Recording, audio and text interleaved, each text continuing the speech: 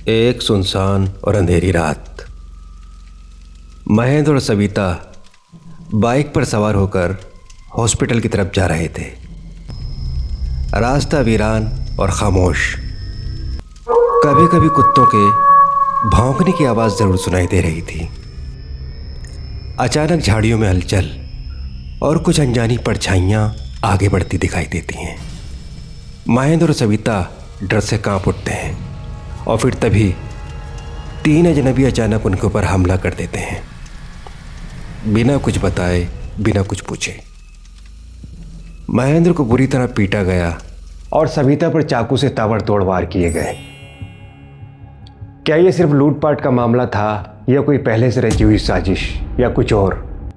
तो यही सब कुछ जानने के लिए बिना स्किप किए वीडियो को आखिर तक देखना होगा। तो दोस्तों नमस्कार, सलाम, सत श्री अकाल, आदाब। मैं हूं आपका दोस्त नासिर खान। तो बिना देरी किए सिलसिलेवार से शुरू करते हैं आज की ये कहानी। मध्य प्रदेश के खंडवा जिले में डिग्रिस नाम का एक छोटा सा गांव है। यहीं रहते थे महेंद्र पटेल और उनकी पत्नी सविता पटेल। 22 सितंबर 2025 की रात महेंद्र के पेट में अचानक तेज दर्द उठता है।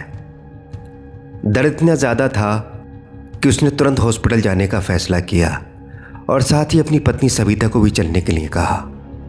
दोनों बाइक पर सवार होकर रात के करीब 11 बजे के आसपास रास्ते पर निकल गए। रास्ता बेहद सुनसान था, चारों तरफ अंधेरा, बस सड़क के किनारे खड़े पेड़ों की परछाइयां और कभी कभार कुत्तों के भौंकने की हल्की आवाज। सविता को रास्ता थोड़ा डरावना तो लग रहा था, लेकिन उसने सोचा कि जैसे तैसे हॉस्पिटल तो पहुंच ही जाएंगे।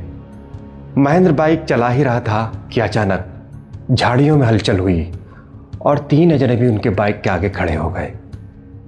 महेंद्र बाइक रोक पाता उससे पहले ही उन लोगों ने दोनों पर हमला कर दिया।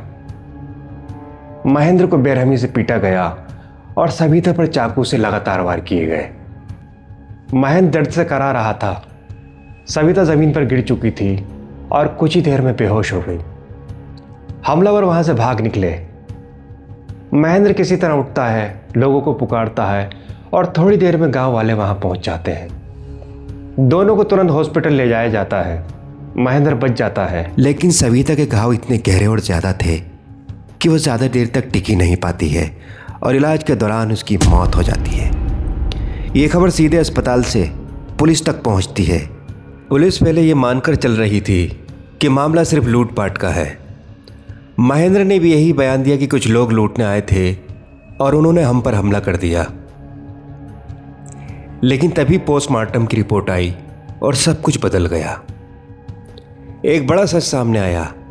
पुलिस को पहले से ही कुछ शक था और अब ये रिपोर्ट देखने के बाद वो शक सच में बदलने लगा। रिपोर्ट में पता चला कि सविता के शरीर पर चाकू के 35 घाव थे। लूटने वालों ने उसके बदन को बुरी तरह जख्मी कर दिया था। अब सोचिए, अगर सिर्फ लूटना ही मकसद होता तो कोई किसी को 35 बार चाकू क्यों मारेगा? इसका मतलब साफ और सीधा था, हमलावर सविता को मारने के इरादे से ही आए थे। और सबसे बड़ा सवाल यह था कि महेंद्र पर एक भी चाकू का वार क्यों नहीं किया गया, बस पीट कर छोड़ दिया गया। संदेह की सुई अब महेंद्र की तरफ थी। महेंद्र अब शक के घेरे में था। पुलिस को तुरंत शक हो गया कि कोई साधारण हमला नहीं है, कुछ तो छुपाया जा रहा है। फिर पुलिस महेंद्र के पास जाने की बजाय डॉक्टर के पास जाती है और पूछती है, क्या महेंद्र ने उस रात पेट दर्द की कोई शिकायत की थी? डॉक्टर ने जवाब दिया, बिल्कुल नहीं, उसने ऐसी कोई बात हमें बताई ही नहीं। पुलिस ने डॉक्टर से महेंद्र का पूरा मेडिकल चेकअप कराया। जांच में सामने आया कि महेंद्र को पेट से जुड़ी कोई तकलीफ थी ही नहीं। अब पुलिस का शक यकीन में बदल चुका था। उन्होंने महेंद्र को गिरफ्तार करके सख्ती से पूछताछ की तो महेंद्र टूट गया और अपना जुर्म कबूल कर लिया। उसने बताया कि उसकी शादीशुदा जिंदगी बहुत खराब चल रही थी। सविता बहुत गुस्से वाली औरत थी और कई बार मोहल्ले वालों के सामने ही उसे पीट दिया करती थी। महेंद्र का एक दूसरी औरत से भी रिश्ता था, जिसकी वजह से घर में रोज झगड़े होते थे और इसी वजह से उसने अपनी पत्नी को रास्ते से हटाने का एक खतरनाक प्लान बनाया। उसने बाकायदा क्राइम पेट्रोल के एपिसोड देखकर प्लानिंग की और हत्या की बारीकियां सीखी। उसने अपने तीनों दोस्तों हेमंत, आर्यन और राजेंद्र को 50,000 रुपये देकर इस काम के लिए तैयार किया और आखिरकार 22 सितंबर की रात सब कुछ प्लान के मुताबिक हुआ। तीनों हमलावरों ने मिलकर इस घिनौने अपराध को अंजाम दिया। एक पत्नी जो अपने पति के साथ हॉस्पिटल जा रही थी, उसे ज़रा भी पता नहीं था कि उसके पति ने उसका आखिरी सफ़र तय कर दिया है। महेंद्र, उसके तीनों साथी गिरफ्तार हुए और मामला अदालत तक पहुंचा। लेकिन इस घटना ने एक बात साफ कर दी कि कभी कभी सबसे खतरनाक खतरा किसी अजनबी से नहीं, घर के भीतर बैठे किसी अपने से ही होता है। तो दोस्तों, ये थी आज की कहानी।